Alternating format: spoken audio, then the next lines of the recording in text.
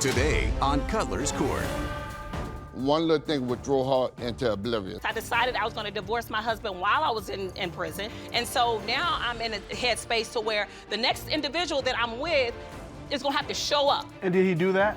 He did not.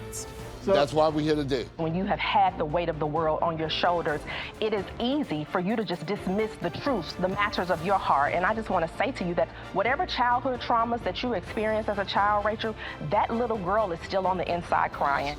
We'll find out today if this relationship can be saved. This is Cutlers Court. Blaine Suri has supported his fiancée through many obstacles, including her going to prison, but says she still refuses to set a wedding date. He wants to know what's the holdup and to get the judge's advice on how to create a lasting relationship. Rachel Hardy admits to delaying the wedding date because there are still issues to work out. She says he's controlling, and their constant arguments leave her feeling uncared for. She's hoping the judge's advice leads them back to common ground so they can jump the broom. Your Honor, this is case number 1203, Suri versus Hardy. Thank you, sir. Mr. Suri, you have brought your significant other to court because you would like to tie the knot, but she's got to untie some things. Is that correct? That's totally correct. All right. Tell me how you met this beautiful woman. 2011 is when we met. February 14, 2020 is when we got engaged. Okay, so it's been a journey through the whole process. So I met her in the nightclub, and so I was single at the time. She wasn't single at the time, unfortunately. So the truth came out that she was married. So after how long you all have been together? Probably about 6 months. And that was the first time you found out that she was married? Yeah, because I was kind of like avoiding it. I was like getting to know her. How did she get your attention in the club, though? I don't know. She just stood out. I mean, I don't go approach everybody. You had to ask that question? Well, I mean, yeah. Okay. I mean, it's easy to see.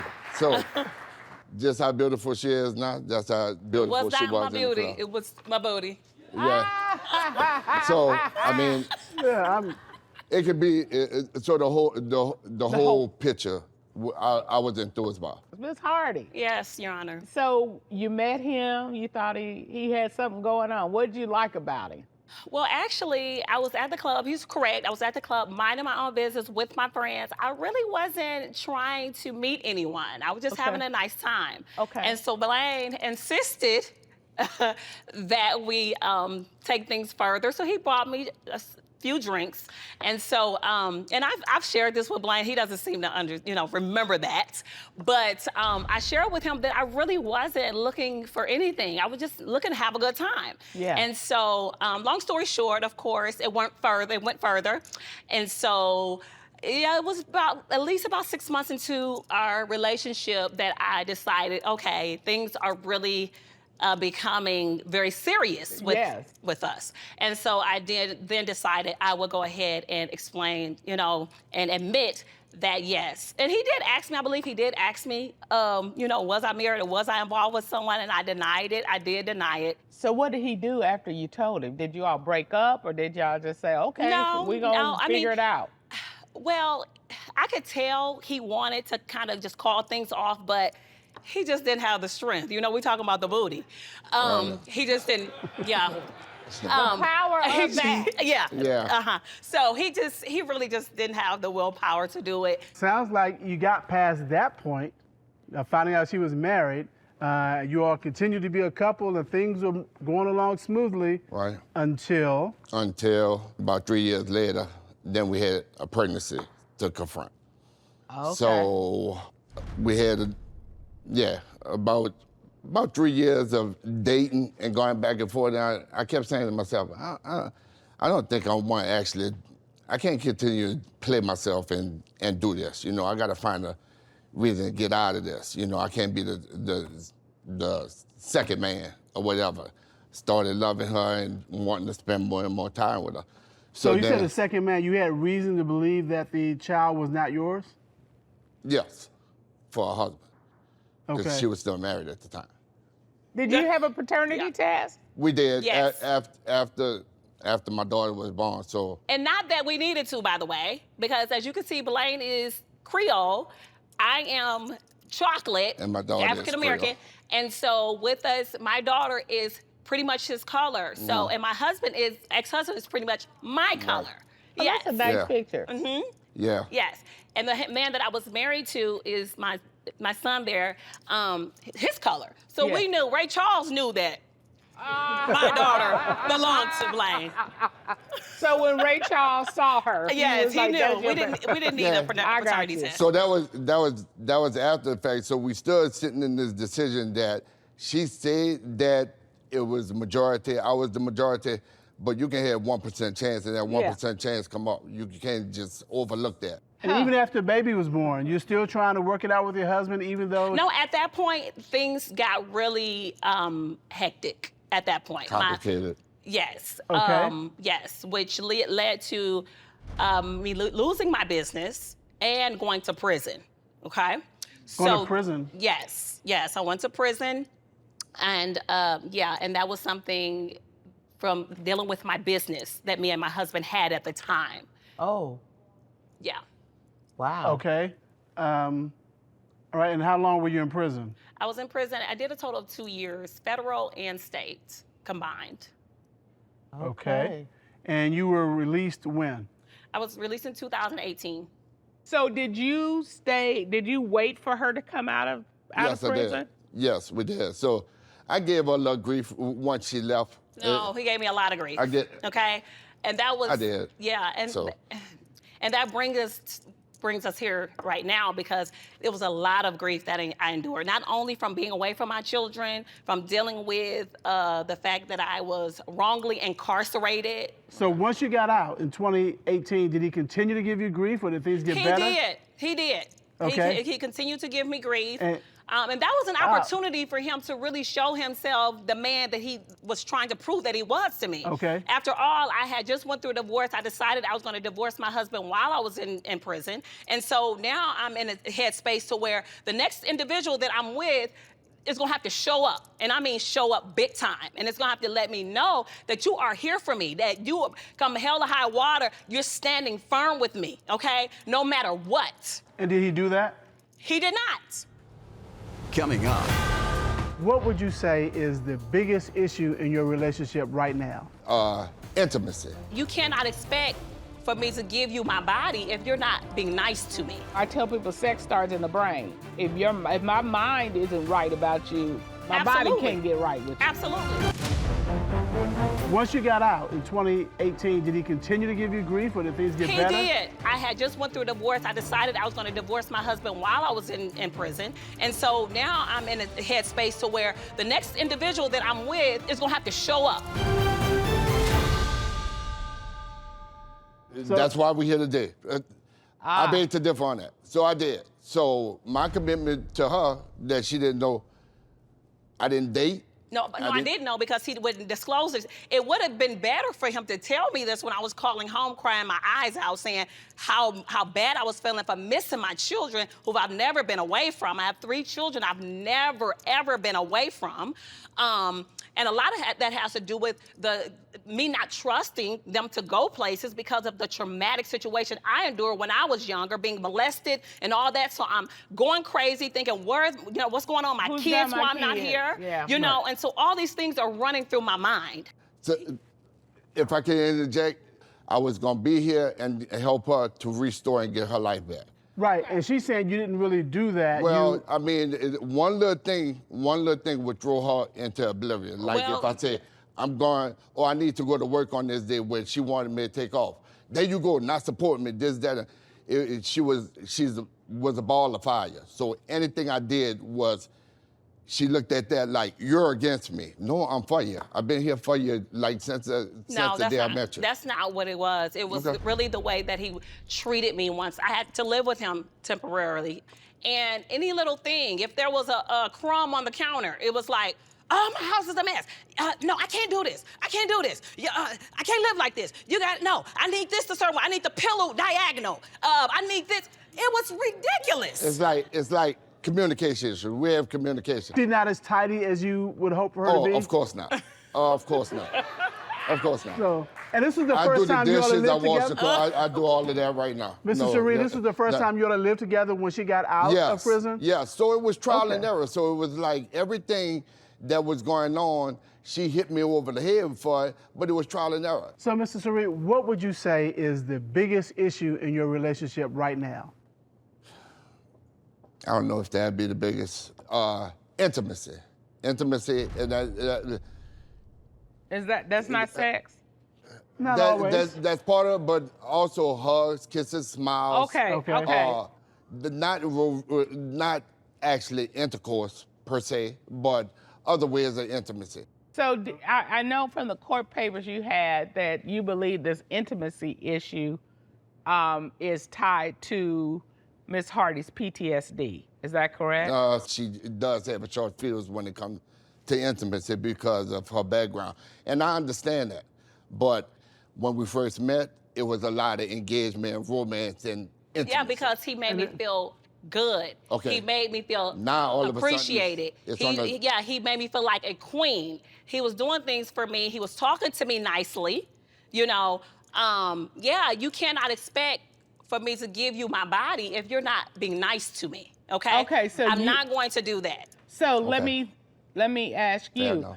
The lack of intimacy has nothing to do with trauma in your mind. It has to do with, I tell people sex starts in the brain. If my mind isn't right about you, my body can't get right with you. Absolutely. Okay. It has a lot to do with the trauma as well, with me being sexually molested as a kid, and also the fact that, yes, mentally, I have to be there. And I share this with Blaine a lot. Like, I just cannot do it. I cannot lay down with a man or invite you in, welcome you into my body, knowing that I'm not feeling good about this relationship, and then you want me to happily lay down? No. She was doing that. And that's her claim to fame. She will hold that.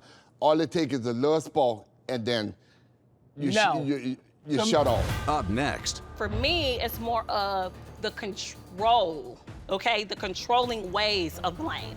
Broken little girls grow up to be broken grown women. If you do not get to the root of your issue, it's gonna travel with you into your next relationship. When we first met, it was a lot of engagement, romance, and intimacy. Yeah, because he made me feel good, knowing that I'm not feeling good about this relationship, and then you want me to happily lay down? No. Ms. Hardy, let me ask you this. Do you have a short fuse? I do. Okay. I absolutely do. Okay, I just need to know.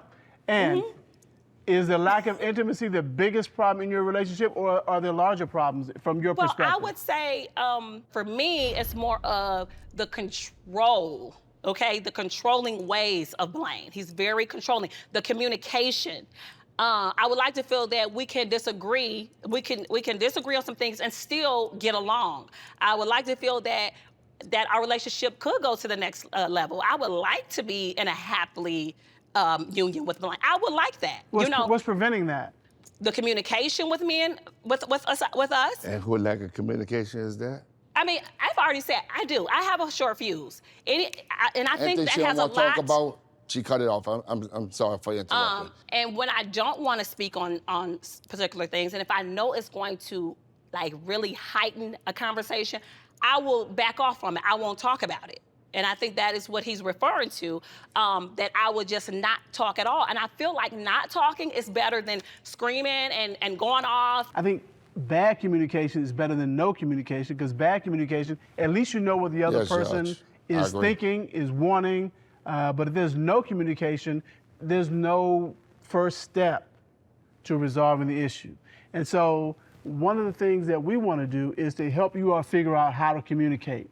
And to do that, we have engaged the services of a community psychologist, Dr. Bernada Baker, who's going to come in and talk to you all about how to communicate with each other, especially given your individual and your collective past. So Tashi, at this time, would you please escort Dr. Baker into the courtroom?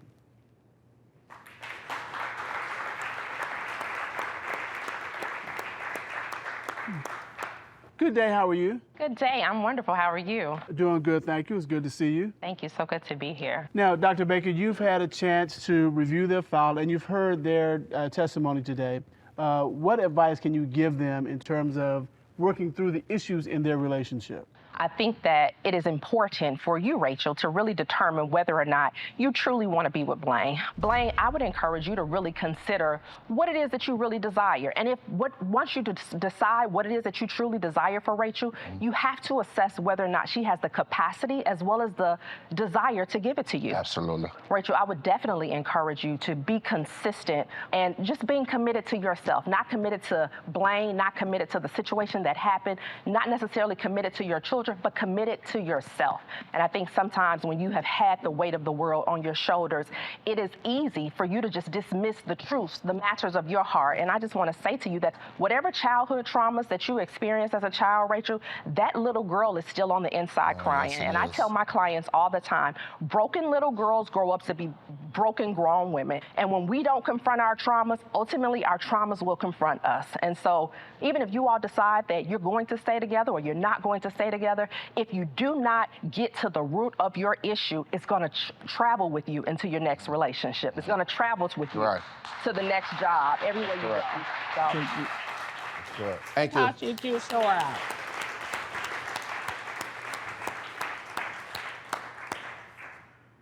Well, she gave you quite the roadmap. You all have some soul searching to do, and some honest conversations between yourselves about what that soul searching reveals.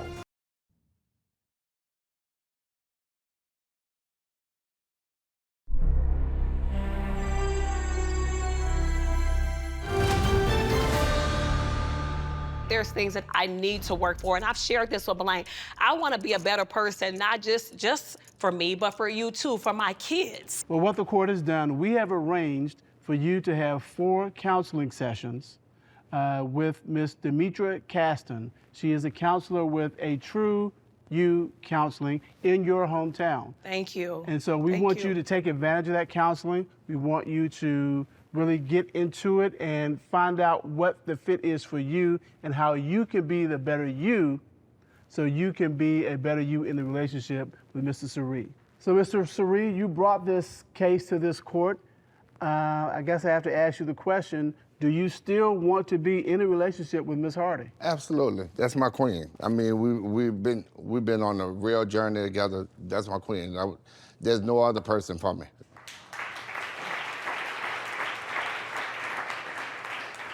Miss Hardy. Yes. Are you willing to continue a relationship with Mr. Suri? I'm willing to do the work that it takes to continue my relationship with Mr. Suri inside. Yes, I am. Could I give her a hug? Could I give her a hug? I ain't gonna stop you.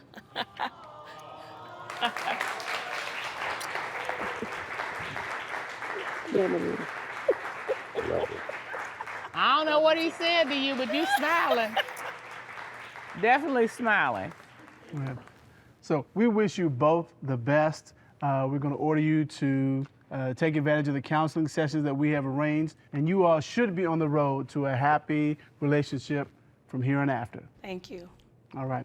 That is the determination of this court. Court is adjourned. Thank y'all. Thank you. I appreciate it. Thank you.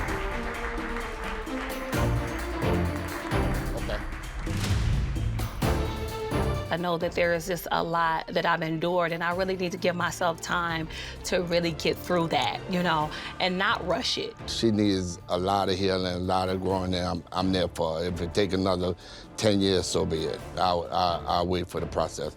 She needs to be a hold, and get everything together with herself, and then she could be 100 for me. Blaine is definitely the man for me. He definitely is. But I know, too, it's just going to take some work.